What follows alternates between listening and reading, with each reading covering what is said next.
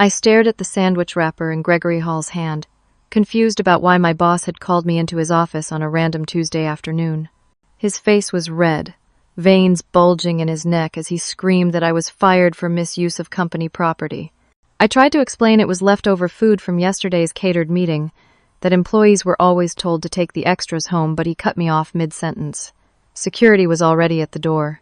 They escorted me out of Westfield Marketing Group, while my coworkers stared in stunned silence.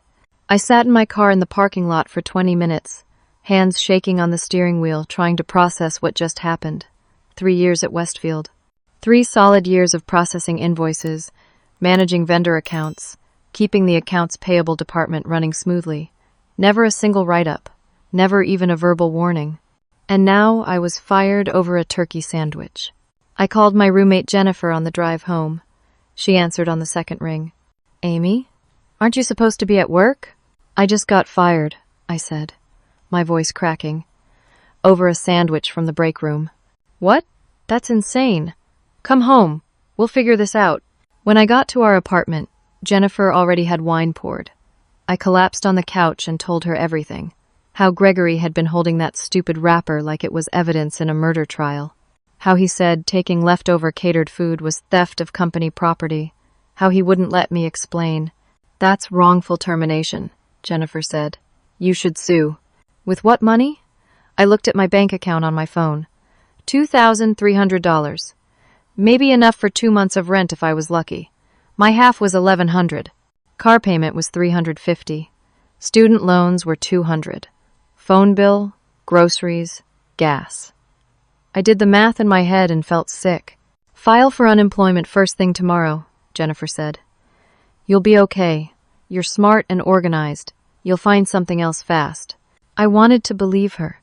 I spent that evening updating my resume, telling myself this was just a temporary setback. Maybe getting fired was a blessing. Gregory had been difficult to work for anyway. Always micromanaging. Always irritable. Maybe I'd find something better. The next morning, I filed for unemployment benefits online. The process was straightforward. I answered all the questions honestly. Reason for separation. Terminated. My fault. No. I figured I'd hear back in a few days. I started applying to jobs immediately. Marketing firms, tech companies, anywhere that needed someone with accounting and accounts payable experience. I sent out 12 applications that first week. Then the letter came. It arrived on a Wednesday, 1 week after my termination. Official letterhead from the Colorado Department of Labor and Employment. I opened it standing by the mailbox, and my stomach dropped. "Your claim for unemployment benefits has been denied. Reason: terminated for cause. Theft of company property." I read it 3 times. Theft. They were calling it theft. I called the unemployment office immediately. Was on hold for 45 minutes before reaching a representative named Diane. "I'm looking at your file," Diane said, her voice flat and bureaucratic. "Your employer submitted a formal theft report. You were terminated for stealing company property valued at $12. "It was a leftover sandwich," I said. "From a catered meeting. Employees were always allowed to take the extras. Do you have that policy in writing?" I didn't. It had just been common practice. After every catered meeting, the food sat in the break room with a note saying, "Help yourself." "Your employer states this was unauthorized taking of company property," Diane continued, "with a theft report on file. I'm afraid your appeal chances are minimal. You can submit an appeal in writing, but I have to be honest with you, these cases rarely overturn." I hung up and immediately called Westfield's HR department. A woman named Patricia answered. "Hi, this is Amy Fletcher. I worked in accounts payable until last week. I need to speak to someone about my unemployment claim. My boss filed a theft report and it's blocking my benefits." "I can only confirm your dates of employment," Patricia said coldly. "But this is insane. It was a sandwich from leftover catering. Everyone took food from those meetings. All inquiries regarding your termination need to go through your direct supervisor, Gregory Hall. Gregory is the one who filed the false report. Miss Fletcher, if you continue to harass this office, we'll be forced to take legal action. Have a good day." She hung up. I stood there holding my phone, feeling the walls close in. No unemployment. savings that would last maybe 6 weeks, and a theft report on my record that made me look like a criminal. Jennifer came home that evening to find me stress-eating cereal straight from the box. The unemployment got denied, I told her. Gregory filed a theft report, an actual official report saying I stole from the company. Can he do that? Apparently he already did. I spent the next week applying to more jobs. I had to find work immediately. I applied to 15 positions, casting a wider net. Not just marketing firms, but any company that needed accounting help. I was qualified. I had good experience. I'd get callbacks. I got 3 phone interviews. All of them went well. Really well. The hiring managers seemed impressed with my background, my attention to detail, my experience with vendor management systems. Each one said they'd be in touch after checking references. Then nothing. Complete silence. After the 3rd company ghosted me, I called my friend Nicole. She worked in HR at a different marketing firm in Denver. Nicole, can you do me a favor? Can you make some calls and find out what's going on? I keep getting to the reference check stage and then nothing. Let me ask around, she said. Give me a day. She called me back the next afternoon. Her voice was tense. Amy, I don't know how to tell you this. Gregory Hall is telling people you were fired for embezzlement. My blood went cold. What? I called 2 firms you applied to, pretended I was doing a routine industry check. Both times, when I mentioned your name, they said they'd spoken with Westfield and received very concerning information about financial impropriety. One HR manager specifically said Gregory told them you'd been stealing from vendor accounts. That's a complete lie. I know. But Amy, the marketing world in Denver is small. Word travels fast. If Gregory is actively bad-mouthing you to anyone who calls, you're basically blacklisted. I felt like I was drowning. Why would he do this? It's not enough to fire me over nothing. He has to destroy my entire career? I don't know.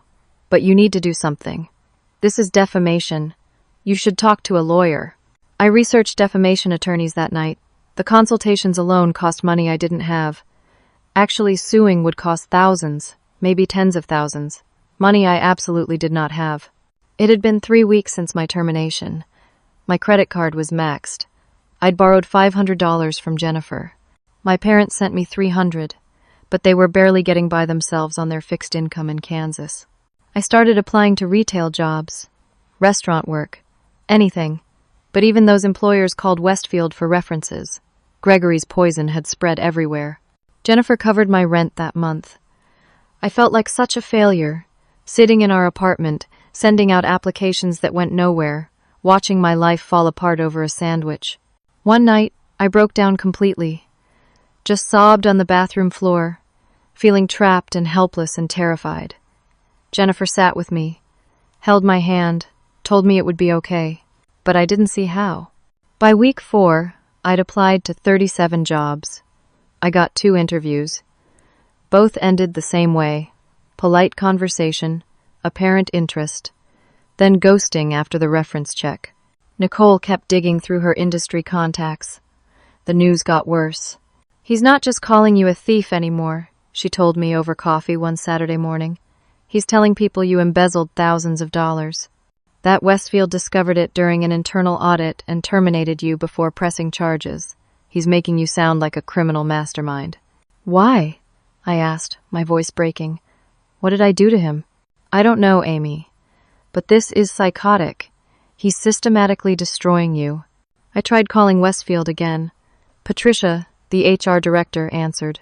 Miss Fletcher, I told you all inquiries go through your former supervisor. My former supervisor is lying about me to potential employers. He's calling me an embezzler. That's defamation and you know it. I'm going to note in your file that you've made threatening phone calls to this office. Threatening? I'm trying to clear my name. If you contact this office again, we will pursue a restraining order.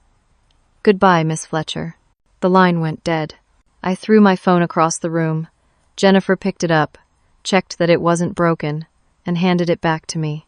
What are you going to do? She asked gently. I don't know. I can't get a job. I can't get unemployment. I can't even apply to work at Target without this following me. I'm completely trapped. I lay awake that night, staring at the ceiling, feeling the weight of my situation crushing me. My savings were gone. I owed Jennifer $800. My parents had sent another $200, money they couldn't afford to spare. I was 32 years old and my life was imploding. The next morning, I applied to 3 jobs in Colorado Springs, an hour south. Maybe if I got out of Denver, away from Gregory's immediate network, I'd have a chance. 2 days later, I got a call back. A small tech startup needed an accounts payable specialist. The HR manager, Todd, seemed enthusiastic. "Your resume is exactly what we need," he said. "When can you start?" "Immediately," I said, trying not to sound desperate. "Great. Let me just check your references and I'll call you back tomorrow with an offer." My heart sank. Actually, I should mention that my previous employer and I had a difficult parting. They may not give an accurate representation of my work. "Oh," his tone changed. "What kind of difficult parting?" "I was terminated over a misunderstanding. But I was a good employee. I have 3 years of solid work history there. I just need a chance to explain." "I see. Well, let me look into it and get back to you." He never called back. I was 5 weeks without income. Jennifer had covered my rent again. I'd stopped going out, stopped buying anything except absolute necessities. I'd started looking at jobs in other states. But moving required money for deposits, moving trucks, gas, money I didn't have. I felt defeated, broken, like Gregory had won and there was nothing I could do about it. "Maybe I should just go home," I told Jennifer one evening. "Move back in with my parents, start over somewhere else." "Don't let him win," Jennifer said. "There has to be something we can do." But I couldn't see what. Every path forward was blocked, every door closed. Gregory had made sure of that. Then I decided I had to try one more thing. Something risky. Something that might make everything worse. But I had nothing left to lose. I was going to confront Gregory directly. I waited in the Westfield parking lot on a Thursday evening, parked where I could see the employee entrance. My heart pounded as I watched people leave for the day. Former coworkers who probably thought I was a thief now. At 6:15, Gregory emerged, talking on his phone, walking toward his silver BMW. I got out of my car and approached him. "Gregory, I need to talk to you." He stopped, looked at me, and immediately pulled his phone away from his ear and started recording. "You're trespassing," he said calmly. "I'm documenting this. I'm in a public parking lot. I just want to know why you're destroying my life. You destroyed your own life when you stole from this company. It was a leftover sandwich. Everyone took food from those meetings. Not everyone, just you. And I have proof." He kept the phone pointed at me, recording. "What proof? What are you talking about?" "The surveillance footage from the break room. You taking company property. That's theft, Amy. You're telling potential employers I embezzled thousands of dollars. That's a lie. That's defamation. I'm simply answering reference checks honestly. If employers choose not to hire you based on your criminal behavior, that's their decision." "Criminal behavior? It was a sandwich. Lower your voice or I'm calling the police. I'm not leaving until you explain why you're doing this. Why are you lying about me?" Gregory smiled. Actually smiled. It was chilling. "You should have thought about the consequences before stealing from Westfield. Now get off this property, or I'm having you arrested for harassment and trespassing. I have rights. You can't just ruin my life over nothing." He tapped his phone. "Building security, this is Gregory Hall. I have a former employee harassing me in the parking lot. She was terminated for theft and is now trespassing. I need assistance immediately." I saw 2 security guards emerge from the building, heading toward us. "You're insane," I said. "Why are you doing this?" "Goodbye, Amy." The security guards reached us. They were both big men in their 40s, wearing uniforms and stern expressions. "Ma'am, we need you to leave the property," one of them said. "He's lying about me. He filed false reports and he's destroying my career." "Ma'am, this is private property. You need to leave now. I just want to talk to him. If you don't leave immediately, we'll call the police and you'll be arrested for trespassing. Is that what you want?" I looked at Gregory. He was still recording, still smiling that horrible smile. I turned and walked back to my car, shaking with rage and humiliation. I could feel them watching me as I got in and drove away.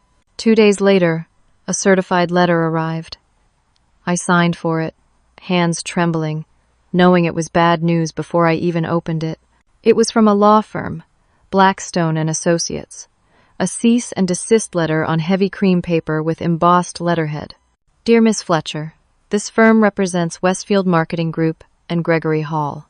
You are hereby ordered to cease and desist from any further contact with our client, including but not limited to in-person confrontation, telephone calls, emails, social media contact, or contact through third parties.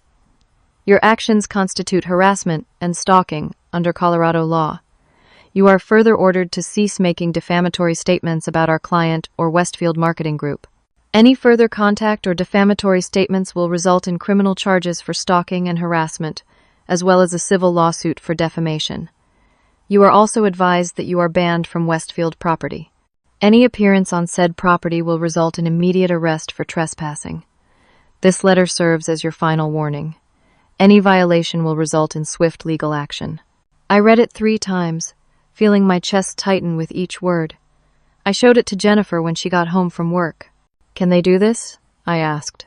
I don't know. Maybe? It's definitely intimidation. But Amy, you can't contact him anymore. If he has you arrested, that's a record. That'll make finding a job even harder. She was right. I knew she was right. But it felt so unjust. He got to destroy me, and I couldn't even defend myself. I spent the next week in a fog. 6 weeks without income now. I'd borrowed money from Jennifer 3 times. My parents had sent me another $250, and I knew they were eating ramen to afford it. My car payment was late. I was getting disconnection notices for my phone. I applied to jobs in Phoenix, in Seattle, in Austin, anywhere far from Denver. But even if I got an offer, I couldn't afford to move. I started Googling things like, how to start over with no money and can you recover from being blacklisted? The answers weren't encouraging. One night, unable to sleep, I was lying in bed scrolling through my phone. I'd forwarded some work emails to my personal account months ago when I was working on a project from home. Just random stuff I'd needed access to. I was going through them out of nostalgia, I guess. Missing having a job, missing feeling competent and useful. Then I saw an email thread from 8 months ago. The subject line was, Premier Events Catering Invoice. I opened it. It was an approval request I'd sent to Gregory for a catering invoice. The amount was $15,000 for a lunch meeting for 30 people. I stared at the number. $15,000 for lunch for 30 people. That was $500 per person. I remembered that meeting. It was in March, a quarterly review meeting. I remembered because I'd attended. It was sandwiches and salads from some local deli. Nice enough, but not $15,000 nice. Something clicked in my brain. The accountant part of my mind that noticed when numbers didn't make sense. I sat up in bed and started searching through more old emails. I found 6 more invoices from Premier Events Catering, all processed by me, all approved by Gregory, all for amounts that seemed absurdly high for the events they supposedly covered. May, $18,000 for a breakfast meeting. June, $32,000 for a lunch event. August, $41,000 for a corporate dinner. September, $68,000 for an all-day meeting with catering. October, $94,000 for a company celebration. November, $131,000 for a holiday party. I added them up. $399,000 total for catering in 1 year. I pulled up Premier Events Catering on my laptop. The website existed, but it looked wrong. It was 1 page, barely any information, just a contact form and a generic description of catering services. No photos of food, no client testimonials, no social media links, no reviews anywhere online. My hands were shaking as I pulled up the company's business registration on the Colorado Secretary of State website. It was registered 2 years ago. The registered agent was someone named Thomas Brennan. I didn't recognize the name, but I took a screenshot anyway. Then I looked back at the invoices. Really looked at them. The amounts were always odd numbers. $15,312, $32,761. like someone was trying to make them look legitimate by avoiding round numbers. And every single one was approved by Gregory within hours of my submission. No questions, no budget concerns, just immediate approval. I thought back to 2 days before I was fired. I'd been closing out the quarterly expense report. I'd noticed the catering line item was way over budget, like 3 times what we'd budgeted. I'd sent Gregory an email asking if he wanted me to investigate the discrepancy before I finalized the quarter. He'd responded within minutes. Don't worry about it. I'll handle it internally. Just close the quarter as is. I'd thought it was weird at the time, but Gregory was the VP of operations. If he said it was fine, it was fine. The next day, I'd taken that sandwich from the break room. The day after that, I was fired. My heart was racing. It wasn't about the sandwich at all. Gregory was embezzling money through fake catering invoices, and I was the one processing them, putting my name on the approval documents. If anyone ever audited, my name would be all over the paper trail. He needed me gone before I figured it out, before I dug deeper into those expenses. The sandwich was just his excuse. And the theft accusation, the unemployment denial, the blacklisting, the embezzlement lies he was spreading about me, it wasn't random cruelty. He was discrediting me, making sure that if I ever tried to report what I'd found, no one would believe me. I'd just be the bitter former employee who got fired for theft and was now making things up for revenge. I grabbed a notebook and started writing everything down. The invoice amounts, the dates, the fact that Gregory approved them all, the suspicious website, the timeline of my termination. Jennifer knocked on my door around 2 a.m. Amy? Are you okay? I heard you moving around. I told her everything. She sat on my bed, listening, her eyes getting wider. You have to go to the police, she said when I finished. And tell them what? That my boss who fired me for theft is actually the thief? They'll think I'm making it up? But you have the invoices. I have emails showing I processed invoices that Gregory approved. That's not proof of fraud. And he's already told everyone I'm an embezzler. If I accuse him, it looks like I'm projecting, like I'm trying to cover my own guilt. So what do? I need more evidence. Real evidence. Something that proves Premier Events is fake, or that the money went to Gregory. I created a new email address under a fake name. Sarah Henderson, event coordinator at a fictional company. I sent a message to Premier Events Catering's contact form. Hello, I'm planning a corporate event in Denver for approximately 50 people, and am looking for catering services. Could you provide references from past corporate clients in the Denver area? I'd like to speak with them about your services before making a decision. Thank you, Sarah Henderson. I hit send and waited. I couldn't sleep. I lay in bed, my mind racing through possibilities. What if they responded? What if they didn't? What if Gregory somehow found out I was investigating? The cease and desist letter was still on my desk. Any further contact will result in criminal charges. But I hadn't contacted him. I'd contacted a catering company. That wasn't illegal. I just needed proof. Something concrete. Then I could go to the authorities and they'd have to listen. 3 days passed. No response from Premier Events Catering. I was sitting in the apartment on a Monday afternoon, my 7th week of unemployment, when someone knocked on the door. Jennifer was at work. I looked through the peephole. 2 people in suits. A man and a woman, both in their 40s. I opened the door with the chain still on. Can I help you? The woman held up a badge. Miss Amy Fletcher? I'm Detective Lisa Harrison, and this is Detective James Kowalski with the Denver Police Department Financial Crimes Unit. We need to speak with you about some allegations that have been made. My stomach dropped. What kind of allegations? May we come in? I let them in, my hands shaking. This was about Gregory. It had to be. He'd found out I was investigating, somehow. Miss Fletcher, we're investigating a case of embezzlement at Westfield Marketing Group, Detective Harrison said as we sat in the living room. Your name has come up in our investigation. Gregory, I said. Gregory Hall. He's the one embezzling. I found proof. Fake catering invoices for almost $400,000. The detectives exchanged a glance. Miss Fletcher, we need to inform you that Westfield's CFO filed a report 3 days ago, Detective Kowalski said. The report alleges that you created a fraudulent vendor, submitted fake invoices, and embezzled $399,000 from the company over the course of 14 months. The room tilted. What? No, that's not true. Gregory did that. I just processed the invoices. He approved them. According to the documentation we've received, the invoices were submitted using your employee credentials, Harrison said. The vendor, Premier Events Catering, was registered using a fake business registration that traces back to you, and the bank account receiving the payments was found to have deposits that match your spending patterns. That's impossible. I didn't create any vendor. I didn't register any company. I don't have $399,000. Look at my bank account. I can barely pay rent. Miss Fletcher, we have a warrant to search this apartment and seize your electronic devices as evidence. They showed me the warrant.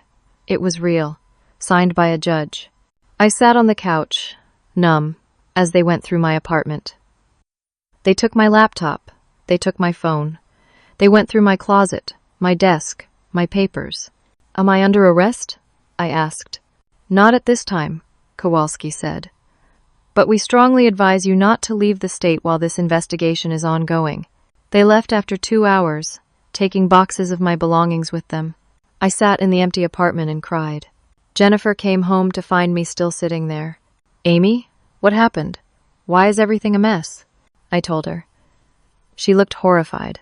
They think you stole almost $400,000? Gregory framed me. He found out I was looking into the catering invoices. He went to the CFO first, made it look like I was the embezzler. Now I'm the suspect and he's the whistleblower. This is insane. You need a lawyer. With what money, Jen? I have $17 in my checking account. We called a criminal defense attorney anyway, just for a consultation. He listened to my story and gave me the bad news. If they have documentation showing you processed the fraudulent invoices, and if the vendor registration traces back to you somehow, you're looking at federal charges. Wire fraud, embezzlement, possibly identity theft. This is serious, Amy. This is federal prison serious. But I didn't do it. I believe you. But the evidence tells a different story. And evidence is what matters in court. After he left, I lay on the floor and stared at the ceiling. This was it. Gregory had won. Completely and totally won. He'd stolen hundreds of thousands of dollars, framed me for it, destroyed my life, and now I was going to prison for his crimes. I had no money. No lawyer, no evidence, no hope. My phone rang. Unknown number. I almost didn't answer. Hello? Amy Fletcher? A woman's voice, nervous, speaking quickly. Yes? My name is Stephanie Lang. I used to work at Westfield. I heard through the industry that you're being investigated for embezzlement. I need to talk to you, but not on the phone. Can we meet? Who are you? Someone who knows you didn't do it. Because Gregory did the same thing to me 2 years ago. I met Stephanie at a coffee shop in Lakewood, 20 minutes from my apartment. She was sitting in the back corner when I arrived, a woman in her mid-30s with dark hair and anxious eyes. Thank you for meeting me, she said as I sat down. I know this is strange. You said Gregory did something to you? She nodded, looking around like she was afraid someone might be listening. I worked at Westfield 2 years ago. I was a financial analyst in the finance department. My job was to monitor budget variances and flag unusual spending patterns. And you found something. I found Premier Events Catering, the same vendor you found. I noticed they were billing excessive amounts for catering services, way over market rate. I did some digging and couldn't find any real evidence the company was legitimate. No reviews, minimal web presence, suspicious invoicing patterns. My heart was racing. What did you do? I reported it to my supervisor, Gregory. He was my direct supervisor too. I sent him a detailed email outlining my concerns and suggesting we audit the vendor. What happened? He thanked me, said he'd investigated internally, told me not to worry about it. Then 2 weeks later, I was fired. For what? Inappropriate conduct with a client. A client complained that I'd made them uncomfortable during a meeting, said I was unprofessional. It was a complete fabrication. I'd barely interacted with that client. But Westfield took the client's word and terminated me immediately. Did he blacklist you too? Not as aggressively as you. I got a few weird responses from potential employers, but nothing like what you're experiencing. I think he didn't see me as much of a threat. I moved to Salt Lake City 6 months later, got a new job, tried to move on, but I kept copies of everything. The emails, the invoices, my analysis. I couldn't let it go. She pulled a folder from her bag and slid it across the table. Inside were printed emails, invoice copies, spreadsheets with her notes. This is from 2 years ago, she said. The same pattern, the same fake vendor. I estimate he'd stolen about $150,000 by the time I flagged it. He must have waited a few months, let things cool down, then started up again. I looked through the documents. It was all there. Her email to Gregory reporting the suspicious activity, his response thanking her and saying he'd handle it, the invoices showing the same inflated amounts. Why didn't you go to the police? I had no proof Gregory was behind it, just proof that the vendor looked suspicious. And after I got fired, I was scared. I was 27, I needed the job, I didn't want to cause more trouble. I convinced myself maybe I was wrong, maybe it was legitimate, and I just didn't understand. But I wasn't wrong, was I? No. He's been stealing for at least 3 years, maybe longer. When I heard you were being investigated, I knew he'd framed you. Because that's what he does. He finds someone else to blame. The police think I created the fake vendor. They have evidence. Fabricated evidence. Gregory's smart. He's careful. But with both our testimonies, with both our documentation, maybe we can prove the pattern. Prove that he's the common denominator. We spent the next 3 hours compiling everything into a comprehensive report. My findings, her findings, the timeline showing Gregory was involved in both cases. We documented everything. We need to go to the police, Stephanie said. Together. 2 victims are harder to dismiss than 1. We should also contact the SEC, I said. Westfield has outside investors. This is securities fraud. They'll investigate. We agreed to meet with Detective Harrison the next day. Stephanie would fly back in from Salt Lake. We'd present everything together. I felt hope for the first time in weeks. Real hope. That night, I could barely sleep. I kept going over everything, making sure our case was solid. It had to work. It had to. At 8 in the morning, my phone rang. Detective Harrison. Miss Fletcher, I need to inform you that we've identified an accomplice in your embezzlement scheme. My blood ran cold. What? Stephanie Lang, a former Westfield employee. We have evidence showing you and Miss Lang communicated before the fraudulent invoices were submitted. We believe you worked together to create the scheme. There's a warrant out for her arrest. If you know her whereabouts, you need to tell us now. I hung up and immediately called Stephanie. Don't come to Denver, I said when she answered. They think we worked together. They have a warrant for you. How is that possible? I haven't even talked to them yet. Gregory must have found out we're meeting. He's been watching me, or he has someone watching me. He's framing you too now. This is insane. We were both panicking. I tried to think clearly through the fear. We can't run, I said. That makes us look guilty. But we can't just turn ourselves in either, not without more evidence. What evidence? We have everything. It's not enough. It's our word against his. And he's got the police believing we're the criminals. We talked for another hour, trying to figure out what to do. Every option seemed impossible. If we contacted the police, we'd be arrested. If we ran, we'd be fugitives. If we did nothing, Gregory won. There has to be something, Stephanie said. Some way to prove he's behind this. I thought about the documents I had. The emails. The timeline. Stephanie's evidence from 2 years ago. And then I realized something. I already sent everything to the SEC, I said quietly. What? 5 days ago. Before the police came to my apartment. I compiled everything I found and I sent detailed reports to the SEC, to Westfield's Board of Directors, to the Colorado Attorney General, and to a local investigative journalist. I didn't tell anyone. Not even Jennifer. I did it as insurance, in case Gregory came after me. Did anyone respond? Not yet. But these things take time. The SEC doesn't investigate overnight. So we wait? We wait. And we hope someone in authority actually looks at what I sent. We decided to lie low. Stephanie would stay in Salt Lake. I would stay off the radar in Denver. We wouldn't contact each other. We'd just wait. I told Jennifer everything that night. You sent reports to the SEC and didn't tell me? I was scared. I didn't want anyone to know until I saw what happened. And now? Now we wait. And hope the good guys actually show up.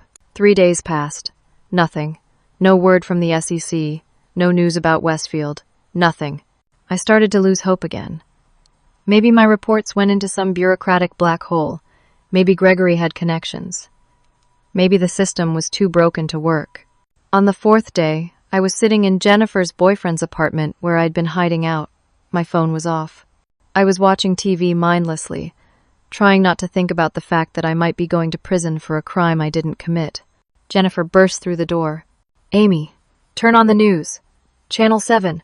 Now. I grabbed the remote and switched to the local news. The headline across the bottom of the screen read, Federal Agents Raid Denver Marketing Firm. The reporter stood outside Westfield Marketing Group. Behind her, people in FBI jackets were carrying boxes out of the building. Federal agents and state auditors descended on Westfield Marketing Group this morning after an anonymous tip led to an investigation into potential embezzlement and fraud. Gregory Hall, the company's vice president of operations, was arrested earlier today on charges of wire fraud, embezzlement, and obstruction of justice. Sources say Hall allegedly embezzled over $450,000 from the company through a fraudulent vendor scheme spanning 3 years. I started crying. Relief, joy, disbelief, all hitting me at once. Jennifer hugged me. You did it. You actually did it. Over the next 72 hours, more details emerged. The SEC had received my report and immediately cross-referenced it with financial records. When they saw Stephanie's earlier complaint that had been filed but never investigated, they expedited the audit. They discovered Gregory had registered Premier Events Catering under his brother-in-law's name, Thomas Brennan, who lived in Nevada and had no idea his identity was being used. The money had gone to offshore accounts Gregory controlled. He'd been embezzling for 3.5 years, starting small and getting bolder. The total was actually $457,000. The evidence against me had all been fabricated. Gregory had used backdoor access to create documents that made it look like I'd set up the vendor. He'd falsified business registration records. He'd even created fake banking trails to implicate me. But forensic accountants tore it apart in days once they knew what to look for. Detective Harrison called me on day 5. Miss Fletcher, I owe you an apology. All charges against you have been dropped. The evidence against you was fabricated by Gregory Hall. Your electronics will be returned to you, and your record will be cleared. What about Stephanie Lang? Also cleared. The warrant has been rescinded. Miss Lang's evidence from 2 years ago was crucial in establishing the pattern of fraud. Is Gregory in jail? He's been denied bail. The evidence against him is substantial. His attorney is trying to negotiate a plea deal, but given the amount stolen and the elaborate cover-up, including framing you and Miss Lang, the DA is pushing for the maximum sentence. He called Stephanie immediately. We're free, I told her. They know the truth. She cried on the phone. We both did. The next day, Donald Porter, Westfield's CFO, called me personally. Miss Fletcher, I cannot begin to apologize for what you've been through. The company failed you in every way. Gregory Hall deceived us all, and our failure to investigate properly caused you immeasurable harm. You're damn right it did. We'd like to offer you your position back, with full back pay for the time you were unemployed, and a significant raise. We need people with integrity like you. No, thank you. I understand you're angry. I'm beyond angry, Mr. Porter. Your company fired me over a sandwich, denied me unemployment, let your VP spread lies about me that destroyed my reputation, and then had me investigated for crimes I didn't commit. And you want me to come back and work for you? I'd rather work at a gas station. Then let us offer you a settlement for the wrongful termination, the defamation, the emotional distress. Please, Miss Fletcher, let us try to make this right. I hired an attorney, a good one, now that I had a real case. Westfield settled for $120,000. It wasn't enough to compensate for what I'd been through, but it was enough to restart my life. Gregory Hall's case went to trial. I testified. So did Stephanie. So did forensic accountants who'd traced every dollar he'd stolen. His defense tried to claim we'd framed him, that we were the real embezzlers working together. The jury didn't buy it. The evidence was overwhelming. Bank records, email forensics, testimony from his brother-in-law who was horrified to learn his identity had been stolen, testimony from other former Westfield employees who'd questioned expenses and been pushed out. The jury deliberated for 4 hours. Guilty on all counts. The judge sentenced him to 7 years in federal prison and ordered him to pay back every dollar he'd stolen, plus penalties. I was in the courtroom when the sentence was read. Gregory looked at me as they led him away in handcuffs. I stared back, feeling nothing but cold satisfaction. 6 months after Gregory's sentencing, I sat in my new office at Citizens Against Corporate Fraud, a nonprofit advocacy group based in Denver. My title was Financial Crimes Investigator. My job was to help people who'd been victimized by workplace fraud, embezzlement, and financial abuse. The settlement money from Westfield had given me breathing room.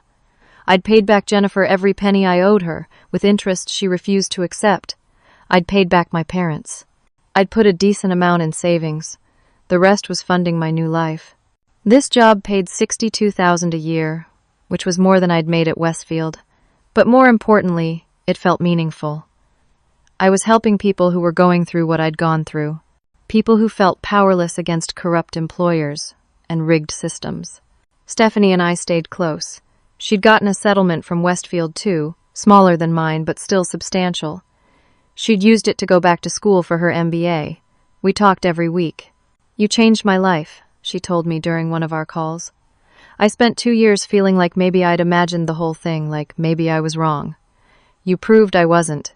You proved we don't have to just accept injustice. The local investigative journalist who'd received my anonymous tip had written a feature story about the whole case. It ran in the Denver Post under the headline, "Fired for a Sandwich: How One Woman's Determination Exposed Massive Fraud." Other media outlets picked it up. I did a few interviews. The attention led to something unexpected. Other companies reached out, offering jobs. Good jobs with good salaries. I had options now. Choices. Power. But I chose to stay at Citizens Against Corporate Fraud. Because this work mattered. My boss, Rachel, walked into my office one Tuesday afternoon with a smile on her face. "You've got a consultation in 20 minutes. Woman named Laura Jimenez. She thinks her supervisor at a tech company has been embezzling through fake vendor invoices. Sound familiar?" I smiled. "Send her in." 20 minutes later, Laura sat across from my desk, nervous and scared, telling me about the suspicious expenses she'd noticed and how her boss had gotten hostile when she'd asked questions. "I don't know what to do," she said. "I feel like if I report it, I'll get fired. But if I don't report it, I'm complicit. I'm scared." I understood that fear intimately. "Let me tell you what we're going to do," I said, pulling out a notepad. "First, we're going to document everything you've seen. Every invoice, every suspicious amount, every conversation. Then we're going to figure out who to report it to and how to protect you while we do it. You're not going to go through this alone. I'm going to help you." Her eyes filled with tears. "Really? Really? I've been exactly where you are. I know how scary this is, but I also know that fighting back is possible, and I'm going to show you how." We spent the next hour going through everything she'd discovered. I showed her how to document it properly, who to contact, what protections were available to whistleblowers. I gave her my personal cell number and told her to call any time, day or night. After she left, I sat at my desk and thought about everything that had happened. The sandwich, the firing, the unemployment denial, the blacklisting, the frame-up, the terror of thinking I'd go to prison for crimes I didn't commit. And then the victory, the moment when the truth finally came out, when the system actually worked, when the good guys won. I'd learned some hard lessons. I'd learned that injustice doesn't fix itself, that powerful people will abuse their power if no one stops them, that speaking up is dangerous but necessary, that the system is slow and imperfect, but sometimes If you fight hard enough, it works. Most importantly, I'd learned my own strength. I'd been pushed to the absolute edge and I hadn't broken. I'd found evidence. I'd reported it. I'd waited. I'd endured. And I'd won. Not everyone gets that ending. I knew that. I'd met people in my new job who'd fought just as hard and lost. People who'd been destroyed by corrupt employers and had no recourse. The system didn't always work, but sometimes it did. And when it did, it was because someone refused to stay silent. My phone buzzed with a new email. Another consultation request. A man named Paul who suspected his company's HR director was stealing from the employee benefits fund. I opened my calendar and scheduled him for Thursday afternoon. Then I looked at the photo on my desk. It was from a celebration dinner Jennifer had thrown for me after the settlement came through. Me, Jennifer, Stephanie, my parents, a few close friends, all smiling at the camera, people who'd stood by me when everything fell apart. I thought about Gregory, sitting in federal prison, his career destroyed, his reputation ruined, his freedom gone. I thought about sitting in that unemployment office, desperate and scared, being told my benefits were denied because I was a thief. I thought about the sandwich, the stupid turkey sandwich that had set everything in motion. And I smiled, because that sandwich had cost Gregory Hall everything. Looking back now, I realize that what happened to me could happen to anyone. Corporate fraud is more common than people think. Bosses who abuse their power, who steal from companies, who frame innocent employees to cover their tracks. It happens every day. But here's what I want everyone to know. You don't have to accept it. You don't have to stay silent. You don't have to let corrupt people win. Yes, it's scary to speak up. Yes, it's risky to fight back. Yes, the system is slow and imperfect. But if you have evidence, if you document everything, if you report it to the right authorities, sometimes justice actually happens. I was just an accounts payable coordinator who noticed some numbers didn't add up. I wasn't anyone special. I wasn't rich or powerful or connected. I was just someone who refused to let a liar destroy me. And if I could do it, anyone can. So, if you're going through something similar, if you're being victimized by a corrupt employer or facing false accusations, don't give up. Document everything. Find allies. Report to the authorities. Be patient. Be persistent. And most importantly, believe that you deserve justice. Because you do. My story started with me getting fired over a sandwich. It ended with a criminal going to prison and me finding a career I love, helping others fight back against fraud and corruption. That's the power of refusing to be silenced. That's the power of standing up for what's right, even when it seems impossible. And that's the power you have too, if you choose to use it. Have you ever witnessed fraud or corruption in your workplace? How did you handle it? What would you do if you found yourself in a situation like mine? I'd love to hear your thoughts and experiences in the comments below. And if this story resonated with you, please consider hitting that like button, subscribing to this channel for more true stories about fighting back against injustice, and sharing this video with anyone who might need to hear it. Your support helps us reach more people who need to know that standing up for the truth matters. Thank you so much for listening to my story, and I hope it inspires you to never stop fighting for what's right. Stay strong, stay brave, and remember that sometimes the smallest act of courage, like refusing to accept an injustice, can change everything.